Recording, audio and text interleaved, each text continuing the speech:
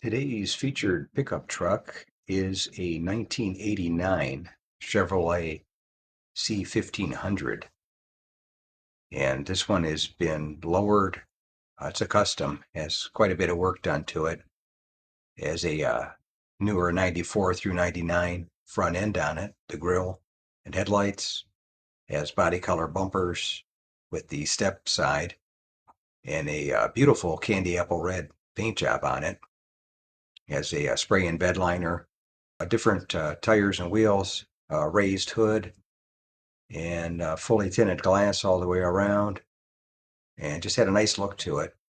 And it's sold at my local classic car auction in Palm Springs, California for $13,500, which I thought was a good deal. You got quite a bit of truck for the money, and it's pretty much ready to go. If you don't like the wheels, you can always change them, but wheels always seem to strike a nerve, so not everybody likes them. That's why they have more than one set of wheels available out there. But anyway, that's today's featured pickup truck of the day, a 1989 Chevrolet C1500 two-wheel drive pickup truck with candy apple red paint, nice custom, a raised hood, a step side with body painted bumpers and different tires and wheels and lowered.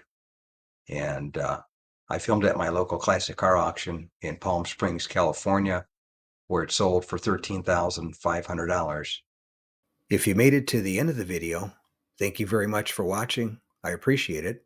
If you can share this video and my channel, Truck Finder, with a friend, or share it on your group page if you have one, I would appreciate it. Otherwise, thanks for watching, and we'll catch you on the next one. Thanks again for watching. I appreciate it. And by the way, here's a couple of videos. This will take you over to my channel page, Truck Finder, and you can look for something else that looks interesting to you. But thanks again for watching, and we'll catch you on the next one.